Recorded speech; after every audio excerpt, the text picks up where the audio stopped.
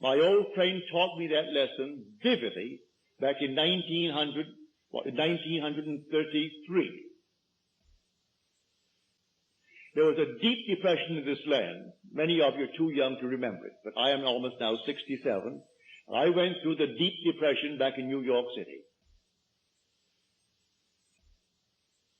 I was a dancer. And who would pay a dancer when they couldn't eat? All the theaters were closed. I don't think more than 3 theaters out of 50 were open in Times Square. So who wanted the dancer? I would have danced for anything, for a meal. And no one wanted to pay a dancer. So what would I do? I wanted to go to my little island called Barbados. And I had no money. But when I said no money, I mean no money. Not just a little bit, but none.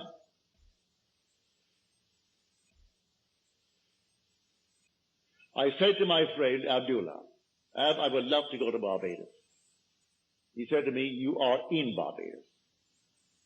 I said, I am in Barbados? He said, yes, you are now in Barbados.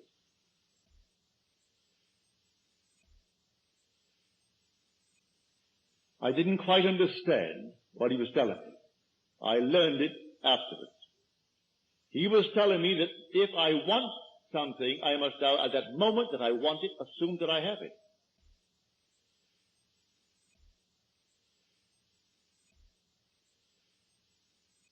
I want to go to Barbados. I am in Barbados. So this night when I sleep in Barbados.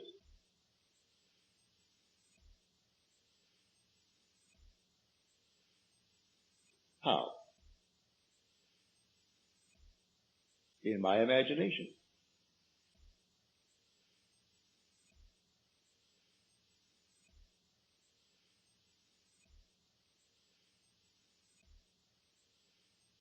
And how do I know I'm there? Think of New York City where physically I'm sleeping and see it to my north, 2,000 miles, northwest of where I am in Barbados.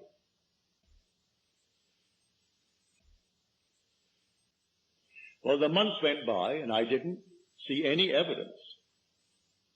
So I said to him, you know, Ab, if I don't make the next boat out, or no planes were flying, no commercial planes were flying in those days, I can't go to Barbados.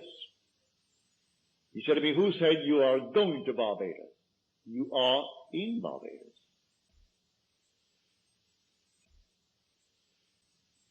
You can't discuss how you're going to Barbados when you are already in Barbados.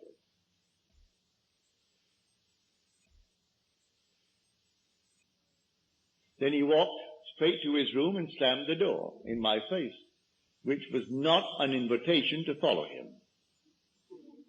If you knew him, that's how he taught me.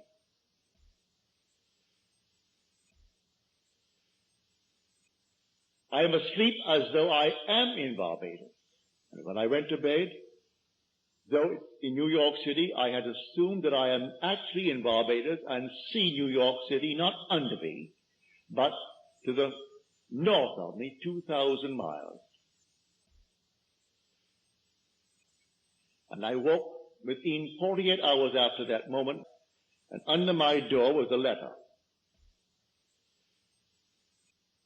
from my brother Victor.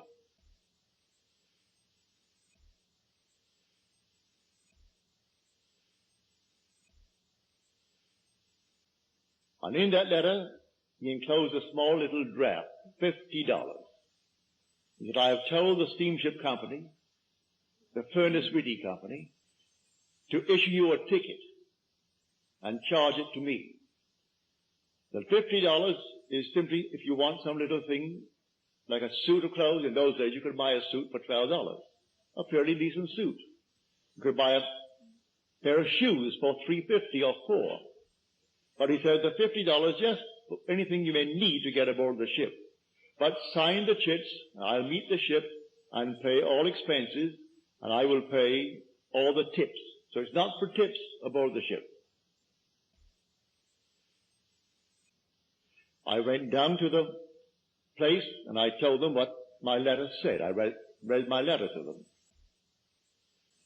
They said, Mr. Goddard, we only have steerage from now on. But when we get to St. Thomas, the Virgin Islands, you may have first class because someone disembarks in St. Thomas. I accepted it. I went back to my friend Abdullah and I told him, Ab, it worked. I'm going on the 6th of December, but I have to go steerage until we hit St. Thomas, and then we go first class to Barbados. You know what he said to me? He said, who is talking of going to Barbados? You have gone to Barbados and you went first class. Well, what are you going to do with a man like that? I went straight to the boat on the morning of the 6th, expecting I would go steerage to the Virgin Islands, when the man said to me, Mr. Goddard, we have a nice surprise for you. We had a cancellation, and so now you're going first class. He wasn't surprised. I wouldn't even call him to tell him, because he was not given that way. He was trying to teach me a lesson. You believe in God, believe in me also. Well, the one speaking is God. It's the God in you, your own wonderful human imagination. If you say, I believe in God, everyone here believes in God, but do you believe in your own wonderful human imagination as God?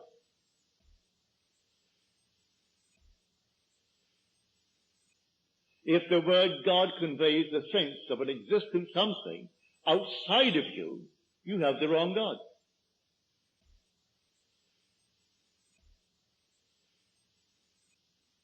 Because you are the temple of the living God, and the Spirit of God dwells in you. Well, if he is in me, find out who he is and where he is. Well, I have found him to be my own wonderful human imagination. That's the God in me. It's the God in you. And may I tell you, he cannot fail. He will not fail. But here on this level, we are the operant power when it comes to the law. When it comes to the promise, that is coming regardless of the life we live in this world. Whether I be rich or poor, be the judge or the one being judged, the murderer or the victim, regardless of what part I play in this world, the promise is not conditioned. It is unconditioned. God promised to redeem himself when he became man. So my fitness for the kingdom of God is not the condition when I'm making myself good. It is the consequence, not the condition of his choice when he called me into the kingdom. So let no one frighten you that you're doing things that's going to stop you from entering the kingdom. It is not conditioned by anything you do in this world. The only condition is on the law. I can say that if I go in a certain direction, I will not encounter certain things.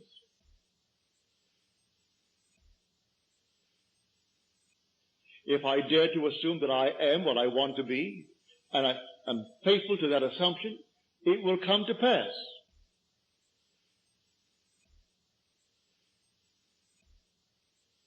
If I am not faithful to it, it will not come to pass. If I don't assume that I am it, it will not come to pass. So I am the operant power when it comes to the law. But when it comes to the promise, that is coming regardless of what you do or where you are or anything in this world. everyone will be redeemed. But everyone. But here when it comes to the law, spend all your time while you are here, because the other is working, is coming. So while you are here, take the law and try to understand it and try to apply it wisely.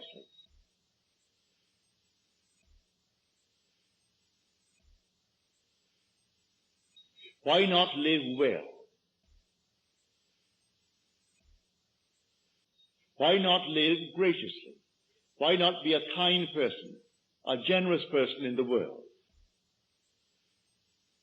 Why not be a gentleman? Why not be a lady?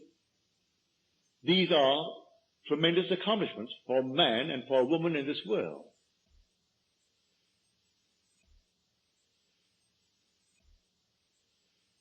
So I say to everyone, while you are here, find out what the law is all about. Because you can't deceive yourself, because the law will not allow you to. As you reap the things in this world, you may deny that you planted them. But it couldn't happen by accident.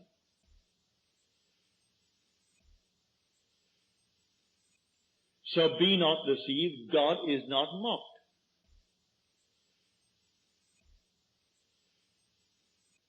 For as a man sows, so shall he reap. And he's reaping everything morning, noon, and night.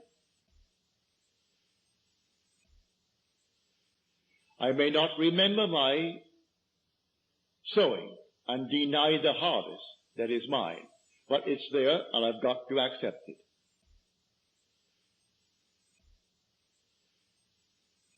Let me now try to remember, when did I plant this? Maybe I can't bring it back. We have very short and faulty memories, and I can't quite remember when I planted that seed.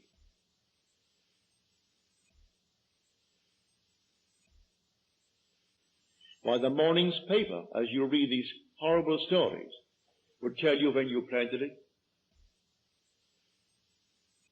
You do not know the characters spoken of in the paper, yet you react.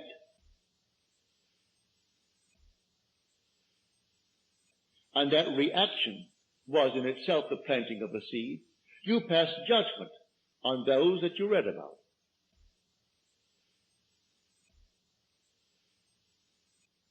You read the gossip of the paper and you're passing judgment. And all of your imaginary reactions are planting seeds. Instead of spending your wonderful time and investing it by, say, reading the Bible or reading a poem, read something that is altogether lovely, you spend our time on the paper or the radio bulletin or the TV.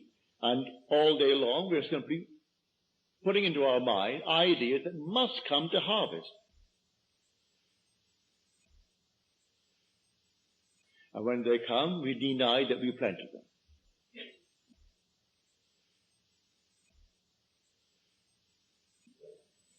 But here, on this principle of the law, you can be what you want to be in this world. I don't care what the world will tell you. You can start from scratch.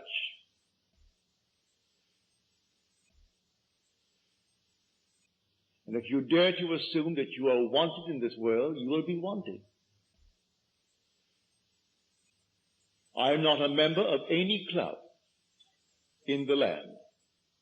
And yet, here I am an American citizen today by adoption. And yet, wonderful men and women in this land have never been allowed to enter certain clubs. I'm speaking of clubs I know well back in New York City. And yet, I, a stranger, have gone as an honored guest to almost every one of them. Because I never barred myself. It never occurred to me that I didn't have all the qualifications to enter as a guest. I have no desire to become a member. None.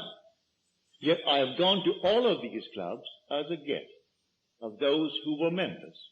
They came to my meeting and asked me for dinner, and they took me to the club, or asked me for some other purpose to go to the club. So Not a thing in me allowed me to be barred, because I didn't bar myself. You can go any place in this world if you don't put these barriers on yourself. It's entirely up to you. God in you is your own wonderful being called your human imagination. In the 4 weeks that I'm gone, practice it morning, noon, and night. And long before the 4 weeks, you should show the fruit. I'm serious about it. You should bear the fruit of planting now. Not everything takes a month. Not everything takes a year to grow. Some things come up overnight.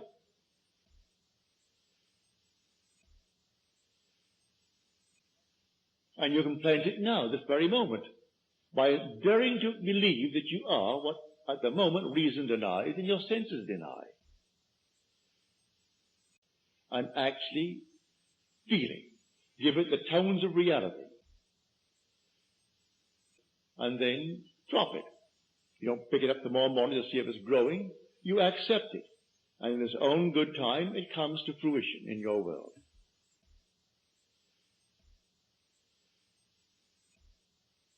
That is the law.